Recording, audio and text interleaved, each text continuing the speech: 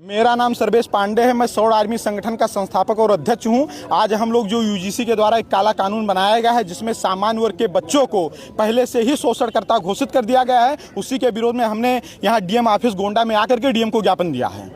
कितने सूत्रीय ज्ञापन? देखिए, सूत्रीय की नहीं, हमारी सिर्फ एक पहले यही मांग है कि ये जो काला कानून बनाया गया इसको वापस लिया जाए।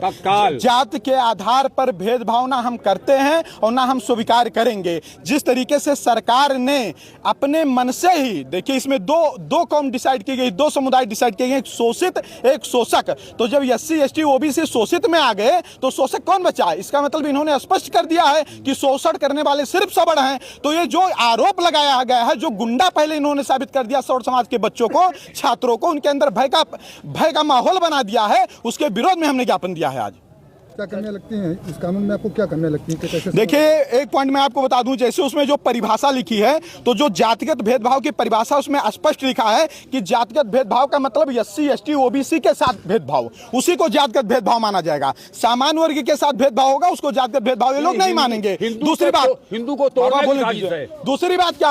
दूसरी बात क्या है कि उसमें एक बात ये लिखा है भेदभाव का अर्थ।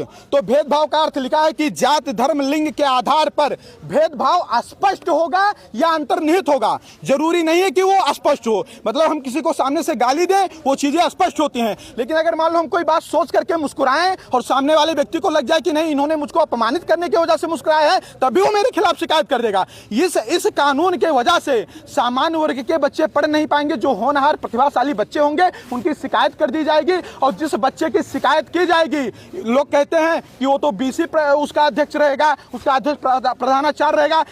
यूजीसी ने स्पष्ट बताया है कि अगर कार्यवाही नहीं होगी तो महाविद्यालयों की मान्यता रद्द कर दी जाएगी। कितने संघर्ष के बाद एक महाविद्यालय मान्यता पाता है, वो अपनी पहले मान्यता बचाएंगे, क्योंकि वो सही से जांच करेंगे तो दबाव में तुरंत सस्पेंड कर देंगे। और जो सामान्य वर्ग का बच्चा सस्पेंड हो जाएगा, समाज में वो इस दृष्टि से देखा जाएगा जैसे कि वो अपराधी है। वो ये आंदोलन कब तक चलेगा? ये आंदोलन तब तक चलेगा जब तक ये कानून वापस नहीं होता है, और अगर ये कानून वापस नहीं होता है तो ये आंदोलन तब तक चलेगा जब तक भारतीय जनता पार्टी चली नहीं जाती है। कितने जिलों में आप जा चुके हैं?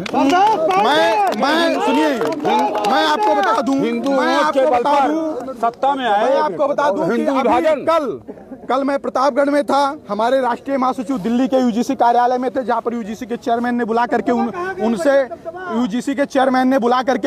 उनसे बात किया है। पूरे प्रदेश में चल रहा है। कल एक साथ कम से कम 10 जिलों में सौर आर्मी ने ज्ञापन दिया, उसके पहले कम से कम 3-4 जिलों में ज्ञापन दिया।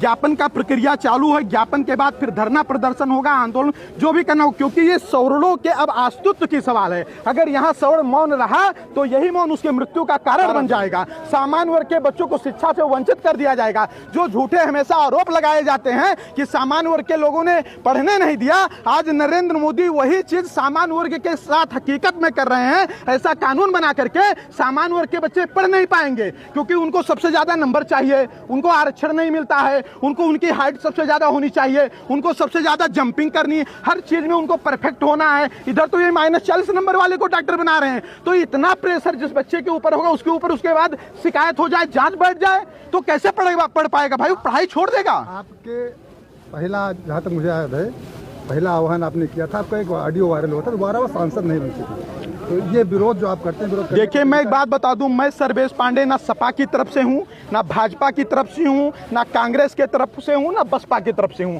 कभी भी आप देखेंगे तो मैं सिर्फ समाज की बात मैं आवाज उठाता हूं। मैं किसी के विरोध में नहीं हूं, मैं उसी के विरोध में जो मेरे समाज के विरोध में है। ये मेरा संकल्प नहीं है, ये पूरे सौर समाज का संकल्प है। ये जितने भी पत्रकार बंधु ये सोशल मीडिया देख रहे होंगे कि कितना जोश है, कितना खरोश है, कितना आक्रोश है इसके खिलाफ लोगों के अंदर, तो ये समाज इनको पलट देगा।